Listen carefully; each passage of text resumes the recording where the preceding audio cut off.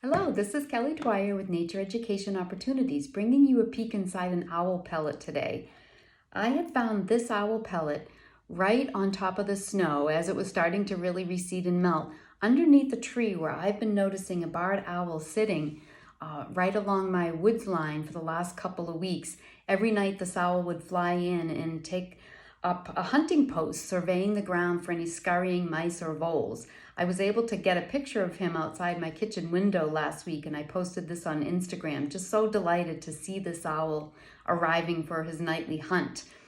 And it shows me that there really are a lot of small rodents that are running around my yard, especially now that the snow is gone. I can see evidence of the different tracks and trails underneath on top of the leaf litter.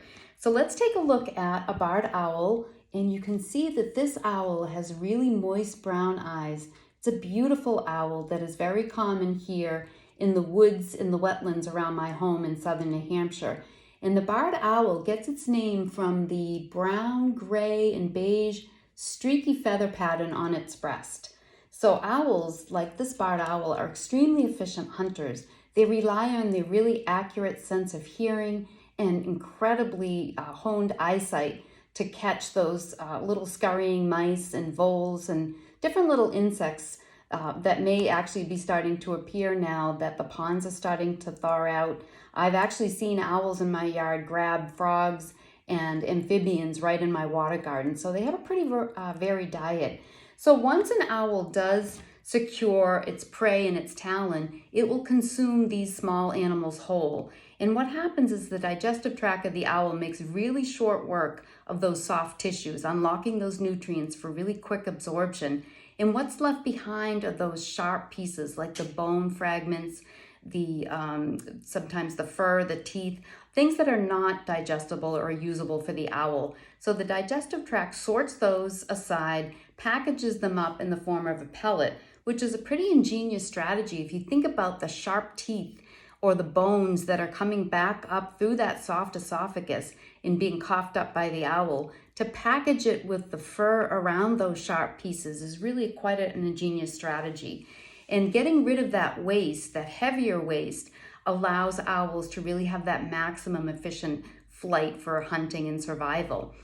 So what I'd like to do now is just to kind of show you that I had soaking here in this, looks like kind of gray soup, one of the pellets I found the other day. And it took a little bit of time, but I was able to extract this little skull. See if I can bring it in closer. You can take a look at those teeth, typical rodent teeth, those orangey sort of yellow teeth that continue to grow and are kept in check by constant gnawing, typical rodent behavior. So imagine that this, if this skull had to come back up through that soft esophagus, it really could do some damage to the owl's digestive tract. So again, packaging it in that fur is really a brilliant strategy. And what I would really encourage you folks to do when you're outside walking in the woods, take a look under those trees. You'll be surprised at how often you can find owl pellets, and that gives you a really good indication that owls are active in your woods. And if you are so inclined, bring those pellets home. You can sanitize them. There's lots of ways to look online for that, or do like I did here, just kind of extract the little soft parts and then make sure that you disinfect your hands and any work surfaces. But it really is a fun look at the leftovers from an owl's meal. So I encourage you to get outside, enjoy the beautiful transition to spring. Lots of things are starting to happen in the natural world. So spend some time outside and you will definitely be less stressed and much calmer as a result. So thank you and have a great day.